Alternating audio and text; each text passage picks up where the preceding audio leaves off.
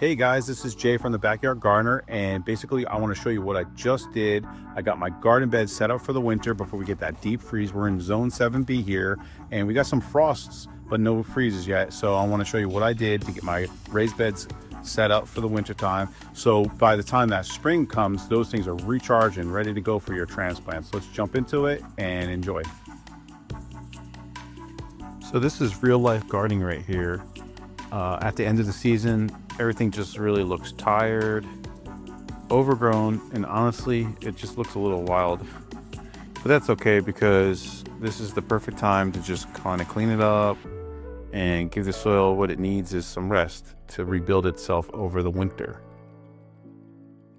First thing I do, as you see I'm doing right here, is I just remove and get rid of some of these old plants, some of the I leave some of the roots in there, but mostly the weeds, but the chickens kind of help me out with that. But everything that is basically done for that year, I basically chop it down.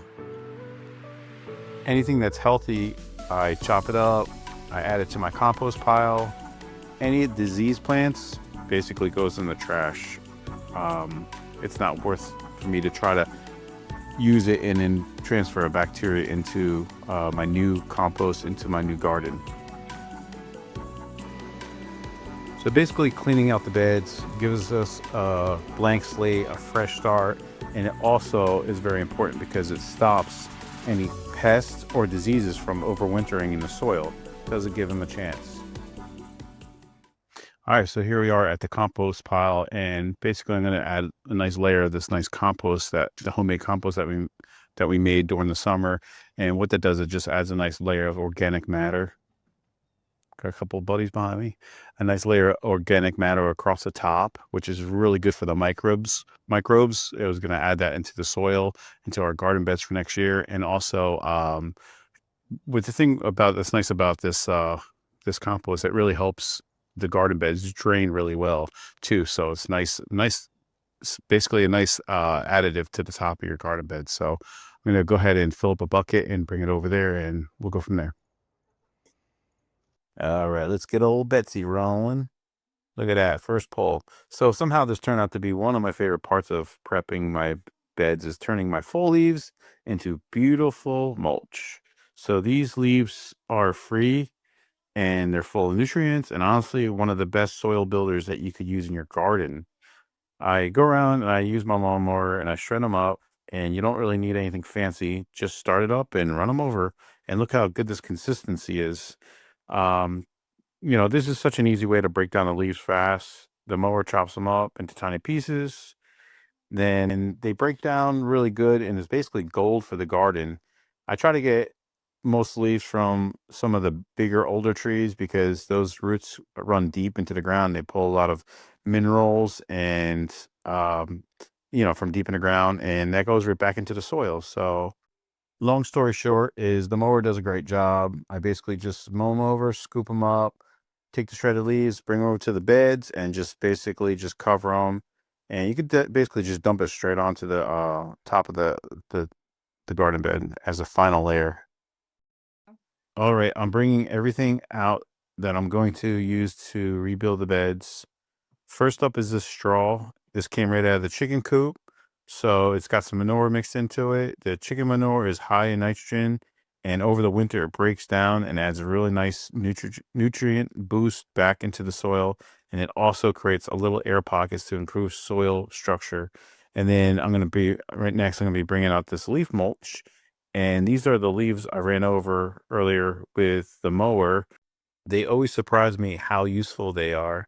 Once you chop them up, they make a nice light, easy mulch that spreads really well, and it sits gently on the top of the beds. And of course, I've got my homemade compost.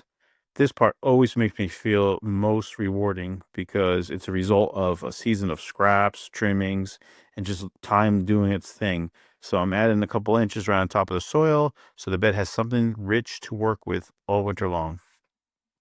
All right, guys, I'm here at the area where my raised beds are right here.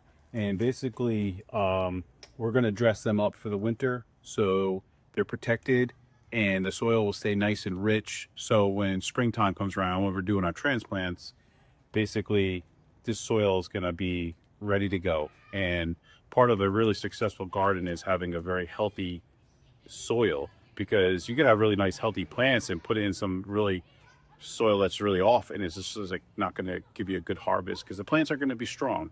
So a lot of people make that mistake and they don't really take their soil serious enough to make it nice and healthy. So what we're going to do, I got my items right behind me here, and we're going to start off by doing the compost. And this compost is beautiful. This is basically what we made earlier in the summertime. This compost is really, really very rich in like microbes and nutrients and stuff like that. So this is going to add a nice layer across the top. And I'm going to probably put quite a few inches of that homemade compost across the top. You know, I'm aiming for at least 4 or 6 inches, you know. So also what we have is, I have this alfalfa heller. This right here, if you take a look at it, it's just a big bag of alfalfa, and that's basically gonna just slowly just break down over the winter time and just add so much nutrients, potassium, nitrogen, phosphorus right into the soil that's here already. So by the time spring comes, it's going to be like really very, very rich, very just literally ready to go to accept some new plants and get those roots going so they start climbing. After that, I have some straw. This is actually from the chicken coop, and it's got mixed with some manure. So the one thing that's nice about the straw is it's going to basically keep the soil, a lot of air in there. So it's not going to, one thing that's not really good is if you don't get any air to your soil, because it gets basically, it doesn't really do what it's supposed to do if it doesn't have enough air as well as water, but it's got to decompose whatever's on top of it or what's inside of the actual soil.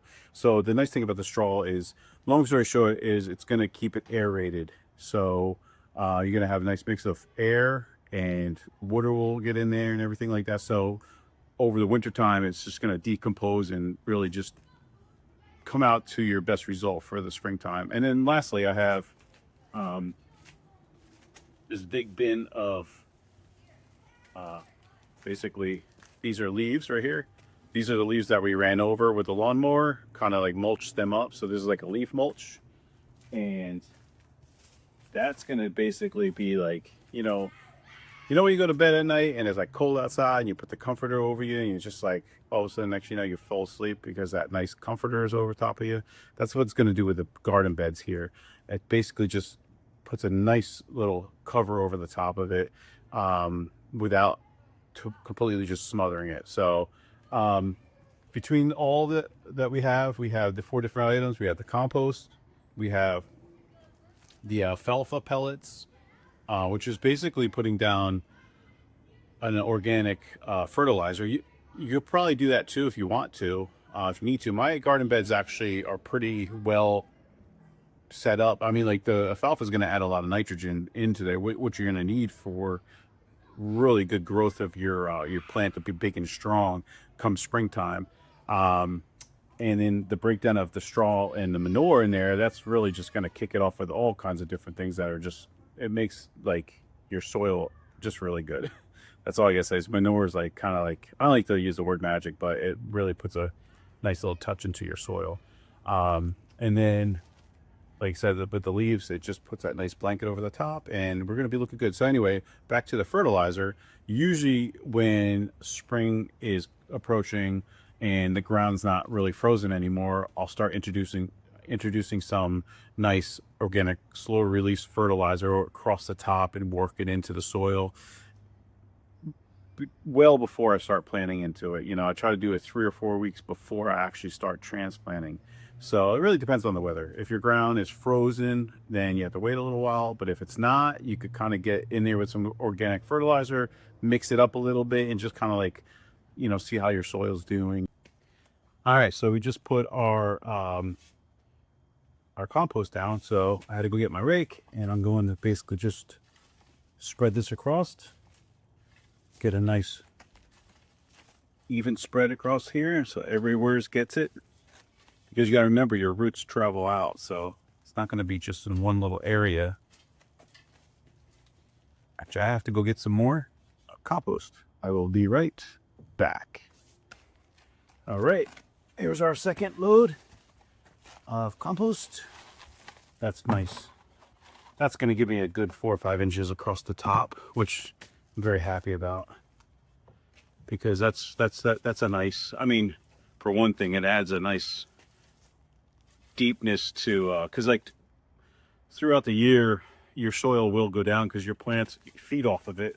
Plus you do have erosion and all different things like that. So every year you're going to have to add on to your soil anyway. So, but yeah, look at this. Nice. Look how beautiful this compost is. I can't stress how important it is to do this. You know, when you first start off, put things in pots and trying different things like that. But when you get to this like next level where you want to really challenge yourself and do some really, really awesome stuff, is you start making your own compost and everything like that. You got to really just dive deep into soil preparation. Soil preparation is so important in getting ready for next year. You can't wait till springtime to be ready for next year. You got to be ready now, or like at least have a plan of like what you're going to do in springtime. So yeah, so let me see. This is coming out good. So basically I'm going to just do the one bed, and all my beds, I have too many beds to show you in one video, but I'm going to basically do them all the same way. So look how nice this looks. All right. Okay, so just take a look down here. Basically a nice even flow of this compost. All right, let's go over here to the pellets. And this is basically what the pellets look like right here. So I don't know why horses like these, but whatever. Anyway, so I'm going to basically just kind of scatter these across. And like I said, this is going to add some nice nitrogen, potassium, phosphorus into this soil. And I added on nice and thick. So I think it, for $20 a bag, this is a big bag. I think it's like, I believe it's like 40 pounds or something. So this stuff smells like spinach. But I put it on nice and thick. This is going to slowly just decompose over time throughout the winter. And just can't stress how nice it makes your soil come springtime. You know, people are like, how do you get your such a big plant? You know, mine doesn't look so good. It's because you have to take time to really do your soil. You know, so important.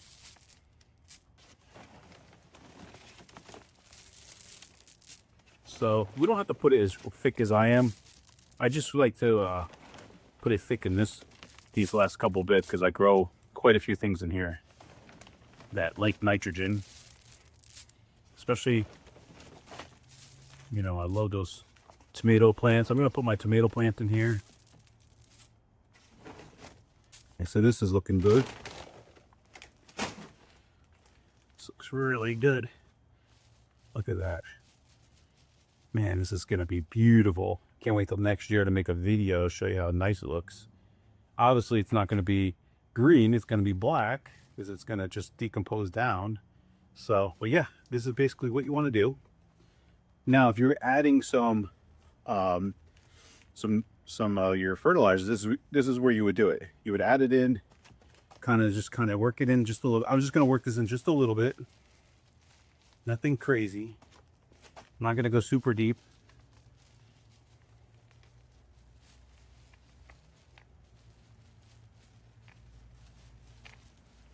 All right.